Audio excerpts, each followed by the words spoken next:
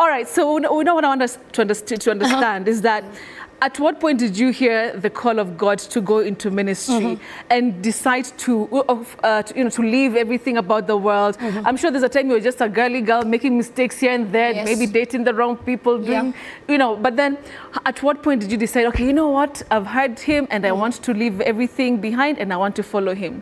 And how strong was it? Did it shock you? Did it, did it scare you?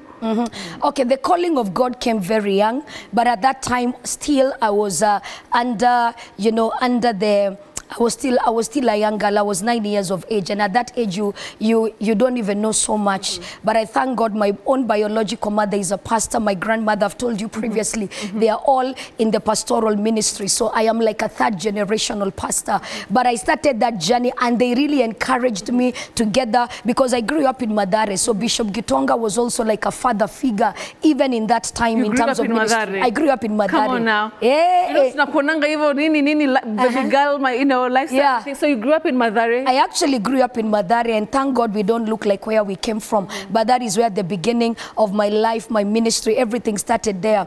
But going back to the issue of ministry before even I talk about Mathare, it is at the age of 19 that I decided, though I was preaching in children crusades, under the guidance, of course, of mentors, my own mother that believed in the calling of God that was upon my life. It is at the age of 19 that I had this clear conviction in my heart after an encounter with Jesus. I first had an encounter when I was 9. I was too young to understand, but the only physical thing that happened at 9, I was born a stammerer, is that I realized, after that encounter, God restored my speech and gave me the ability to communicate effectively. But at 19 years of age... Wait, you mean at 9 you're a stammerer? Yes, I stammered my whole life, all my childhood. And maybe some people actually were like, now this one will never talk now. Yeah, me, I can. Kwanza even just saying mom, I was like, ma, I was a shy kid. Oh no. You know when you can't speak, you can't articulate. Yes. And I was schooling in Salama Primary in Huruma.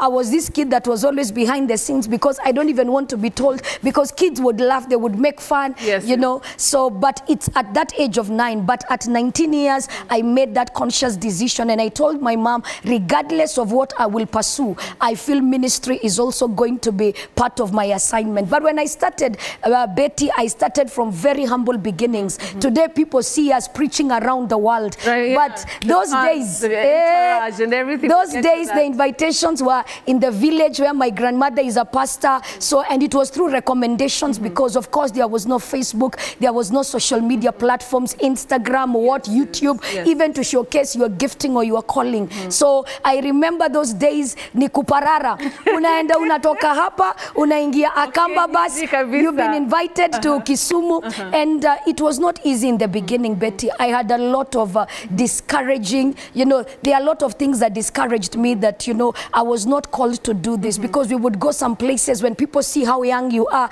Maybe you get a recommendation, this pastor calls this pastor, oh, this evangelist is on fire, she can come. The minute I arrive, because they've not seen my face, they are like, I remember one time, I had just finished preaching in Voi. So this pastor calls another pastor, akamwambia, there is a young evangelist, she's on fire, she's been a blessing, can she come and also be a blessing? So he said, all right, let her come. Do you know, by the time we arrived, it was in Kisumu, by the time we arrived there to minister, the bishop, I called him, I said, oh, we have already arrived. So he said, I'm sending my driver immediately to come and pick you. You come to the office, we meet, then you start the ministration tomorrow. When the driver arrived at the Akamba, it was me and my personal assistant at that time that I was still training, because when I started ministry, my mother said, when you travel, don't just travel alone.